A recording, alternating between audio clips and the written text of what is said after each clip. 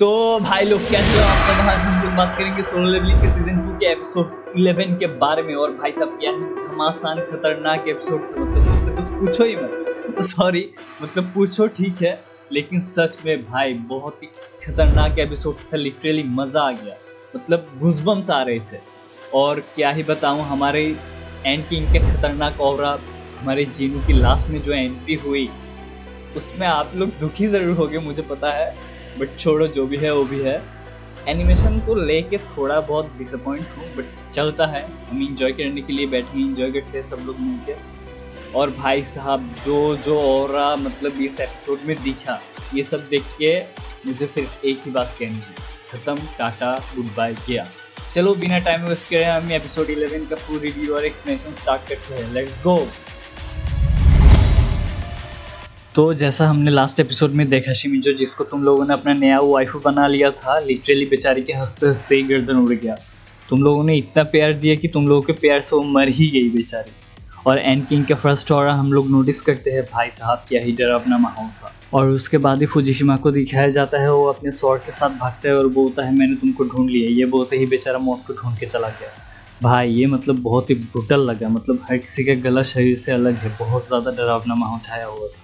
फिर हम लोग देखते हैं कैंप में हमारे सारे हंटर्स पहुंच जाते हैं और वो लोग एंड क्वीन के सोल्जर्स के साथ लड़ाई कर रहे थे। डोंगुक मारते मारते बोलता है ये सभी गार्ड्स एस्टिंग जितना पावर होल्ड करते हैं, लेकिन साइज इतना बड़ा होने की वजह से हमसे बहुत ज़्यादा स्लो है और हमारे सामने सीधा सीधा आ रहे हैं, जिस वजह से हमारे लिए इन्हें मारना बहुत ज़्यादा ईजी है।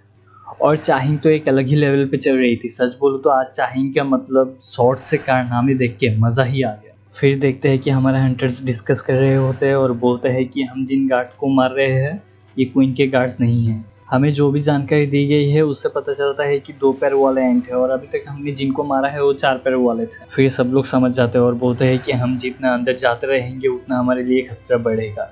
फिर यूनहू अपनी आइस की एबिलिटी से दूर दूर तक सब कुछ देखता है। फिर वो देख के बोलता है कि क्वीन अभी भी बहुत अंदर है और उसके साथ उसके गार्ड्स। हंटर्स को कोई आइडिया नहीं था कि क्वीन कितनी पावरफुल है, लेकिन वो लोग मौज में ही थे। वो बोलते हैं कि हमारा लाइनअप बहुत स्ट्रांग है, हम आसानी से क्वीन को मार दें। फिर हम लोग देखते हैं कि हमारे सारे हंटर्स अंदर जाने लगते हैं। ऐसे ही अगर हम सब लोग मिलके कुछ करते तो कोई किसी को ऊपर नीचे नहीं देखता। जो भी हो, फिर हमें दिखाया जाता है जापानीज हंटर्स का सीन। वहाँ पर हम देखते हैं कि इप्पे और के दोनों बात कर रहे थे। वो लोग फाइनली जान गए थे कि शिमिजो और बाकी के लोग खत्म हो चुके हैं।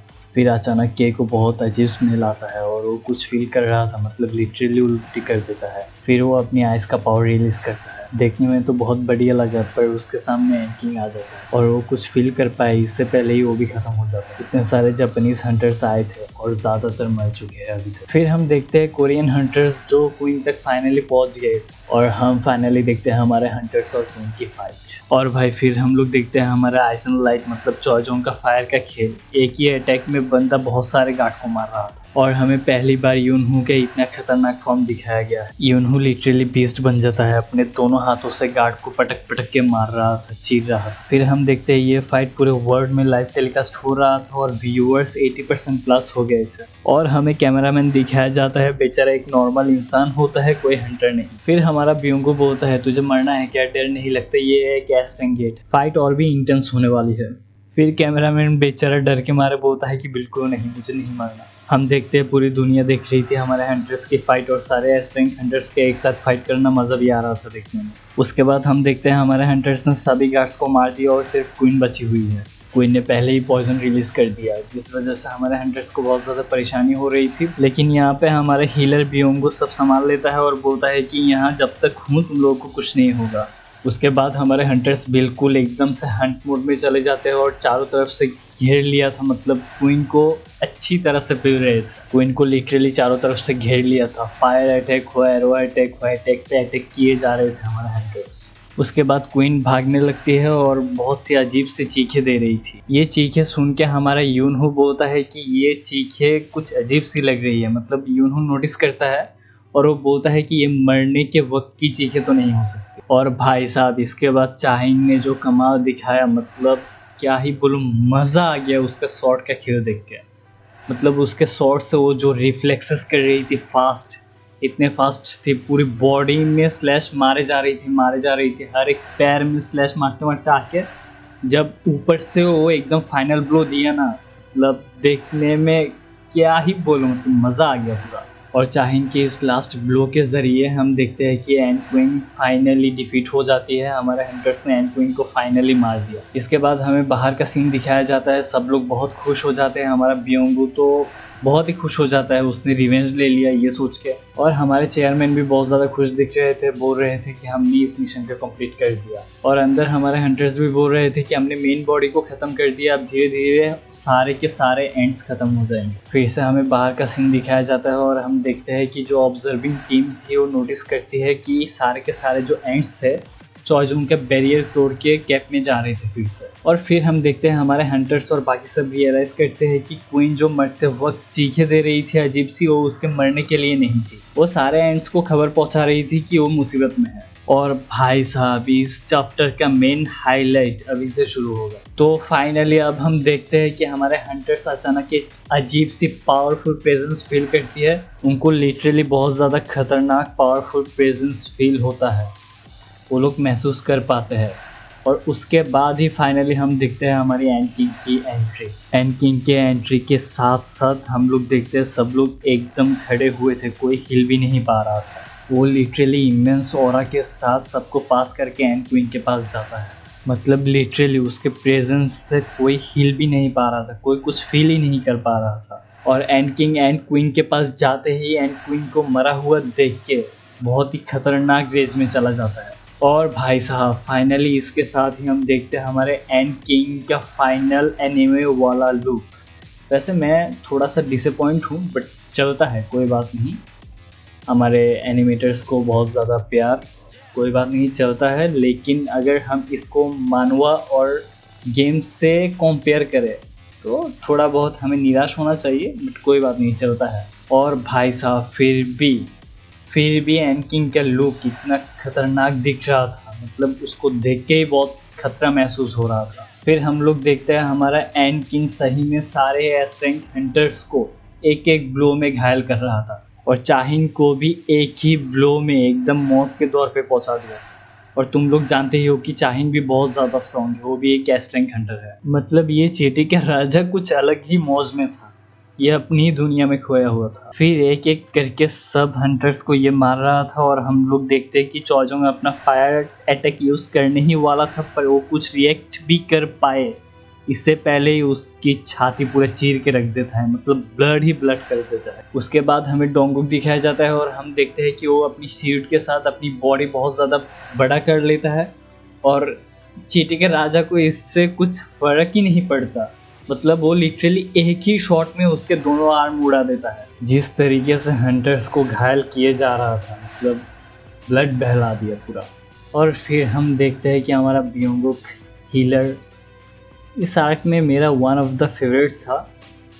वो सबको हील कर देता है, सारे हंटर्स को हील कर देता है, और बड़ी शान से बोलता है कि मैं जब तक यहाँ पर हूँ तुम लोग नहीं हार सकते। फिर हम देखते हैं कि वो बोलता है उसके पास कुछ पावर है, कोई एक एबिलिटी है जिससे वो इनविजिबल हो सकता है, और वो बोलता है कि मैं इनविजिबल होकर सबको हील कर सकता हूँ, कोई परेशानी नहीं होगी। बट उसके बाद ही वो रियलाइज़ करता है कि एंड किंग उसको भी देख सकता है, उसका ये एबिलिटी एंड किंग के सामने काम नहीं आता है। और फिर हम देखते हैं कि सबके साथ जो हुआ, हमारे बियोंगू के साथ भी वही हुआ। वो कुछ सोच पाए, कुछ रिएक्ट कर भी पाए इससे पहले हम देखते हैं एंड किंग उसका हाथ उसकी छाती में घुसा देता है। और भाई ये सीन लिटरली हर कोई हजम नहीं कर पाएगा, मतलब बहुत ब्रूटल था। और इसके बाद एंड किंग ने जो उसका सर खाया, भाई साहब मुझे तो मतलब क्या ही बोलूँ, मतलब लिटरली भाई इतना ब्रूटल था, मुझे बहुत ब्रूटल लगा, मतलब कैसा ही बोलूँ, बहुत सा अजीब सा लगा। और इसके साथ बहुत दुख की बात है कि हमारा बियोंगू मर गया कुछ देर पहले ही। मतलब बंदा बहुत ज़्यादा खुश था, मतलब मुझे बहुत दुख हुआ पर्सनली, सच बोलूँ तो। फिर हम देखते हैं यूनहू बियोंगू के ऐसे देख के गुस्से में चला जाता है और अटैक करता है, और हम देखते हैं कि एंड किंग उसके गला पकड़ लेता है, और हमारा यूनहू अपने बीस्ट मोड से नॉर्मल ह्यूमन बॉडी में आ जाता है। फिर हम लोग देखते हैं कि एंड किंग एकदम सेम बात बोलता है यूनहू को जो बियोंगू ने बोला था कि प्लीज़ रन यूनहू, प्लीज़ रन। उसके बाद एंड किंग बोलता है कि तुम सब लोग बहुत ज़्यादा कमज़ोर हो, हमारे एंड क्वीन मर चुके हैं और ये बहुत ही अनफेयर होगा कि मैं सिर्फ सोल्जर्स को मारूं। Where is your king. फिर देखते हैं कि सीन चेंज होता है और गोटो किसी के साथ बात कर रहा था और बोल रहा था कि कोरियन हंटर्स का बचना नामुमकिन है, एकदम 0% चांस है। फिर वो बंदा बोलता है कि अच्छा हुआ, हम सब लोगों को बोलेंगे कि जापानीज हंटर ने ही सबको मारा है, एस्ट्रेंग गेट क्लियर करा है और कोरियन हंटर्स कुछ नहीं कर पाए। तुम एक टीम के साथ वहाँ पहुँच जाओ और ये काम कर दो, तुम एक नेशनल लेवल हंटर भी बन जाओगे और हमारे देश का बहुत बड़ा नाम भी होगा। फिर जो हुआ ना, मैं सच बोल रहा हूँ, तुम लोग बहुत हंसोगे, बहुत ज़्यादा हंसोगे। इनके साथ पूरा उल्टा ही हो गया। फिर हम देखते हैं कि गोटो वहाँ पहुँचता है और on the other side and king बोलता है कि बाहर एक स्ट्रॉन्ग प्रेजेंस है और एंड किंग उस तरफ चला जाता है। फिर हम लोग देखते हैं कि गोटो और एंड किंग सामना सामनी होते हैं और गोटो के साथ जो साथी था वो ऑलरेडी मरा हुआ है। फिर हमारे चीटी के राजा साहब गोटो को पूछते हैं कि तुम ही यहाँ के राजा हो। फिर गोटो मन ही मन बोल रहा था, वाह ये चीटी बोल भी सकता है, मतलब ये बीस्ट बोल भी सकता है। फिर गोटो बोलता है बहुत ही शान से, बोलता है कि हाँ मैं ही यहाँ का राजा हूँ। फिर एंड किंग ने जो ऑरा रिलीज किया, जो पावर रिलीज किया, मतलब गोटो एकदम से खड़ा हो गया, मतलब उसको कुछ समझ भी नहीं आ रहा था। फिर उसके बाद देखते हैं कि एंड किंग एक ही ब्लो में उसका तलवार तोड़ देता है और उसके बाद ही हम देखते हैं कि गोटो का भी सिर ज़मीन में। मतलब इसे बोलते हैं ओवर कॉन्फिडेंस नहीं होना चाहिए और लालच तो बिल्कुल भी नहीं। और फिर हम हमारे हंटर्स को देखते हैं, वो लोग एकदम थके हुए थे, चॉयजोंग अपनी लिमिट पुश कर रहा था और एंड आते ही जा रहे थे, आते ही जा रहे थे। फिर हमारे हंटर्स सोचते हैं क्या हम सब यहीं पे मरने वाले हैं। फिर हम फाइनली देखते हैं हमारे शैडो आर्मी को जो एंड्स को रोक के रखती है। और भाई साहब फाइनली हम लोग देखते हैं कि हमारा जीनू सब कुछ एनालाइज करता है और फिर बोलता है एक्सचेंज। उसके बाद जो हुआ, अबे रुक जाओ भाई, और कितना, और कुछ नहीं हुआ। उसके बाद जो हुआ वो है एपिसोड ख़त्म हो जाता है। हाँ हाँ, तुम्हारी तरह मुझे भी अफसोस हुआ, मगर क्या ही कर सकते हैं, ये एनिमे वाले हमेशा ऐसा ही करते हैं। तो यही था आज का एपिसोड। आप लोगों को कैसा लगा? अगर अच्छा लगा हुआ तो ज़रूर लाइक सब्सक्राइब करना। मिलते हैं नेक्स्ट वीडियो में। सायोनारा।